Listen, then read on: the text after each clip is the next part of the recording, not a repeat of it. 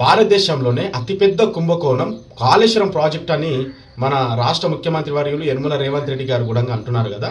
మరి ఒకే ఒక్క మాట నేను ఏమంటున్నానంటే, కాంగ్రెస్ ప్రభుత్వం అధికారంలోకి వచ్చి 22 నెలలు అవుతుంది. ఇప్పటి వరకు కాళేశ్వరం ప్రాజెక్టు పైన అసలు ప్రాజెక్టుల గురించి మీరు ఎక్కడ కూడా ప్రస్తావించలేదు.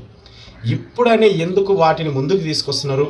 మరి ఇప్పుడు కేసీఆర్ గారిని అరెస్ట్ చేయాలని ఇప్పుడు దాని కాళేశ్వరం ప్రాజెక్టు విచారణ కూడా తీసుకుపోయి సిబిఐకి అప్పచెప్తున్నారు. మిత్రులారా, ఎంత లాజికల్గా వీళ్ళు ఎంత తెలివిగా రాజకీయ గేమ్ ఆడుతున్నదో కాంగ్రెస్ ప్రభుత్వం తెలంగాణ ప్రజలందరూ కూడా అర్థం చేసుకోవాలి. ఎందుకంటే కేవలం వీళ్ళు ఎలక్షన్ ముందల మాత్రమే వీళ్ళు ఆడుతున్నటువంటి గేమ్ ఇది, అంతే తప్ప ఇందులో ఏమున్నది. ఆయన అరెస్ట్ కాడు, వీళ్ళది కుంభకోణాలు వీళ్ళేం చూపించారు.